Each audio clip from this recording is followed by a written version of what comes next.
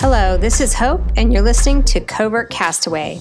Welcome to my weekly diary of what I learn and how I cope with transitioning to life as a liveaboard cruiser.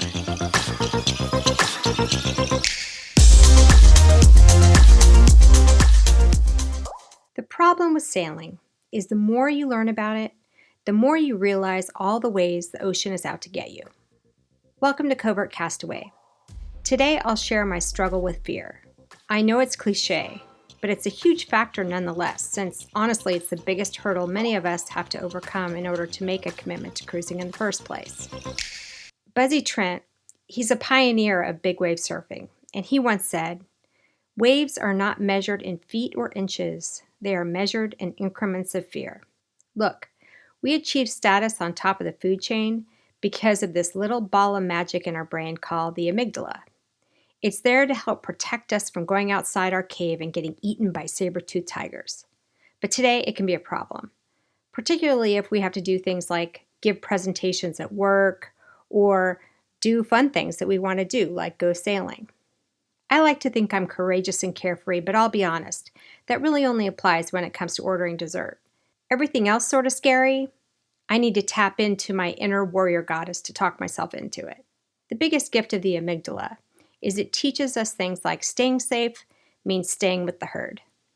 Selling all of our crap and crossing the Pacific is not staying with the herd. So my brain keeps me safe by putting all these mental barriers in the way that are foreign and scary and makes me work really hard to hurl myself over them. For me, facing my fears starts with writing them down. So here are just a few of the biggest ones I'm wrestling with at the moment. Whew, that's a lot of water. The Pacific Ocean covers 64 million square miles and takes up a third of the Earth's total surface area, which is larger than all the land put together. Take a moment to look at a globe, and you'll see what I mean. So when my husband said, "Let's go to Tahiti," I'm like, "Cowabunga." But then he followed it up by saying, "No, I mean, let's sail there. We have to earn it." Which meant in 30 seconds flat, I moved on to retirement plan B, buying some sinking beachfront condo in Florida. By the way, prices are really coming down. Crossing the Pacific is 3,000 nautical miles from Mexico to Marquesas. Or if you're interested in the scenic route, you can check out Galapagos from Panama. It's about 4,800 nautical miles, which is about a full month at sea. A lot of things can go wrong in that amount of time. Let me list a few that keep me up at night. Someone falls overboard. Your water gets contaminated. You run out of food. You hit a shipping container and puncture the hull. I saw it in a movie. Rogue waves make the boat flip. Pirates could kidnap you and hold you for ransom. And my personal favorite, you get caught in the floating trash vortex as you are also entering the doldrums. So here's some strategies for overcoming this fear. Every experienced sailor will tell you that you don't cross the Pacific on day one. I mean, you could, but I'm not hearing that in Cruisers Forum. I finally grasped the idea that it's more like learning to train for a triathlon. You don't just wake up one day and do the race. For me, it was learning to be comfortable in the San Francisco Bay, which can get a little lively. Then we sailed outside the Golden Gate. First time was terrifying and thrilling at the same time, so that's why I knew I liked it. It was like a really wet roller coaster. Then down the coast, then across to the Channel Islands, and then a few charter vacations. Many people start in Florida, and then do the Keys, then do Bahamas, Caribbean, etc. Okay, I can do that. I also found it extremely helpful to desensitize myself to waves by watching rough ocean compilations on YouTube. I found the ones about Bay of Biscayne to be particularly helpful, since that's a body of water we do have to cross after we get our boat commissioned on the way to the Med. Just saying.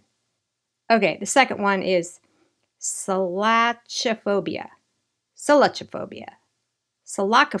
I really don't know how to pronounce it, but it's the extreme fear of sharks. There's an actual name for it. I've always been afraid of sharks. I blame my mother who took me to see Jaws at a drive-in when I was 8 or 9 years old. She also took me with her to see The Shining and Alien. Seriously, Mom, really? It makes me feel better to know that over half of all people fear sharks as much as I do. That's the amygdala for you, in white platform shoes, dancing to staying alive on our brains. Okay, here's some strategies to overcome this fear. In an earlier podcast, I told the story of my son who's in college and is a fanboy of Sharknado. And he said to me, "Aren't you afraid of getting eaten by a megalodon?" And my answer was, well, I'd rather die getting eaten by a shark than by a heart attack behind a desk. I do think the secret for me on this one is to stay in the boat in dangerous waters. And if it's my destiny to die by shark, it's a much more interesting way to go, especially if it's a megalodon. My husband and I got advanced dive certifications, and learning about the different types of sharks was actually really helpful. There are also good tactics here as well, like staying low, since they attack from below their prey. Or my personal favorite, only paddleboard in water so clear that you can only see the bottom. Bam! How's that for an idea? 2017 stats that make me feel better. Only 5 people died in unprovoked shark attacks. 16 people died being struck by lightning. 48 people died while operating a lawnmower. 424 people died getting out of bed. And 610,000 people died of a heart attack in the US. 1 out of 4 deaths. Okay, here's another one. What if we get caught in a storm? Seasoned sailors who've cruised for 20 plus years, like Lynn and Larry Parody, who wrote Storm Tactics Handbook, Modern Methods for Heaving To for Survival in Extreme Conditions. They say bad weather only happens maybe 10% of the time. Those are people who are comfortable sailing during storm seasons, but still take a lot of precautions to avoid storms with just good common sense. Like, don't do an Atlantic passage during hurricane season. Roger that. Yet storms are a real thing and weather's getting more extreme, so this is a pretty serious matter. Okay, so strategies to overcome this fear. The only way I know to tackle this fear is to face a big storm and try the storm tactics, while cursing at Poseidon and laughing wildly at the sky like Captain Ahab. But first, I started reading as many storm tactics books and studying people's stories. I have yet to live through a storm to tell about it, but it was helpful to understand the power of a good heave-to maneuver, 40 degrees from the wind with a storm anchor tied to your bow.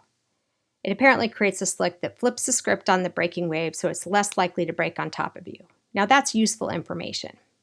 I really haven't been able to find out if that works on catamarans or not, but I'm going to hold out hope. More good books. Heavy Weather Sailing, Sailing a Serious Ocean, Essentials of Sea Survival. The point is, the idea of a storm on a boat is scary because I don't do that every day, but I do get in my car every day, and my chances of dying in a car are much higher. Okay, here's another one. What if the boat sinks? I've looked into this. And even though sinking boats make great movies, it's not a common thing. Just in terms of boating fatalities in the US in 2017, just 658 people died in boating accidents, versus 40,000 who died in motor vehicle accidents. The biggest danger, it seems, is waves, which goes back to the topic of storm tactics. Okay, here's some strategies that I use to overcome this fear. We lean towards a catamaran. 2 holes and airtight crash boxes make it pretty tough to sink. They have a positive buoyancy, and while it may capsize once it's no longer at its maximum stability, unlike a monohull, they don't have a 1-ton ballast to weigh them down, so while it might not be able to right itself, it won't sink straight to the bottom right away either. The idea would be to stay on the boat, as it gives search parties a better chance of finding us. Plus, a catamaran, it just has so much space. Here's some stats that make me feel better. 80% of the fatal boating accidents were on open cabin motorboats, or in a canoe. 81% of deaths occurred on boats where the operator did not receive boating safety instructions. 76 drowned, and of those, 84 of the people who drowned weren't wearing life jackets. There were 17 offshore accidents, and of those, only 1 died. That was just in 1 year. So one more lesson would be to put on your life vest on anything other than lemonade sipping conditions. Here's another one. Fear of being stranded on a boat adrift. I have a love-hate relationship with this fear because as I write this, death by PowerPoint sounds worse. I'm a repressed introvert, so being alone on a boat is sort of the whole idea, but not if it's a rubber life raft or a floating piece of driftwood surrounded by sharks. Here's some strategies I use to overcome this fear. This is going to sound really strange, but what helped me on this was total and complete desensitization by taking a deep breath and submerging myself in nonfiction. I started with Endurance, Shackleton's Incredible Voyage by Alfred Lansing, then moved on to Adrift, 76 Days Lost at Sea by Stephen Callahan, not to be confused with the movie based on the book about Tammy Oldham, Red Sky in the Morning, the book by Tammy Oldham. Then I graduated by reading my all-time favorite survival story, 438 Days, Extraordinary True Story of Survival at Sea by Jonathan Franklin. No, the title is not an overstatement. This is an amazing true story of Salvador Alvarenga, a fisherman from Mexico lost at sea after his engines malfunctioned and drifted for 9,000 nautical miles in a small 25-foot open fishing boat. Read that book. You have to read that book. It's a similar genre of Life of Pi, but packed full of practical information, and it will honestly blow your mind. Survival is a mind game. The thread through all these remarkable true stories was the importance of resilience, resourcefulness, and the will of the human spirit to survive. Not only is our amygdala helping us out, our brain does things to create these alternative realities to protect us and help us overcome unthinkable situations. After binging on all these sea survival stories, I found fascinating parallels to my experience as a woman in high tech. I've also downloaded Navy SEALs Survival Guide, Surviving Disaster. I'm also planning to sign up for Sea Survival Certification course. It will just make me feel better. So, here's what I'm learning about fear, and it's a journey. In everyday life, like most of us, I tend to apply the rule that I can only worry about things that are in my control. The rest you sort of have to let go of. However, if I'm on a boat with my husband, we are 100% in control of how we react in any life or death situation. It's called seamanship. But mastering sailing could take many lifetimes. So where does that leave me? My dive instructor said the most important thing to remember is to recognize your limits and don't do dives that are beyond your comfort or experience. I think the point about living on a boat and sailing around the world is that it pushes us beyond our personal boundaries and teaches us what we're made of. I think this was Buzzy's point. But we still have to do this within the limits of our combined comfort zones as a couple, as a team, together. So for me, managing fear has more to do with finding ways my husband and I can communicate better and work more effectively as a team. And being clear, in an emergency, who's calling the shots. And I will definitely do a podcast on changing power dynamics through this transition. Don't you worry. I've been keeping rigorous notes. What about you? What fears do you have about living on a boat and sailing around the world, and how did you overcome them? Visit the Covert Castaway page on Facebook and leave your comments and join the conversation. Or if there are any other topics you want to cover, write those down too. Thank you for listening. If you like this podcast, please subscribe, like, or share with another Covert Castaway.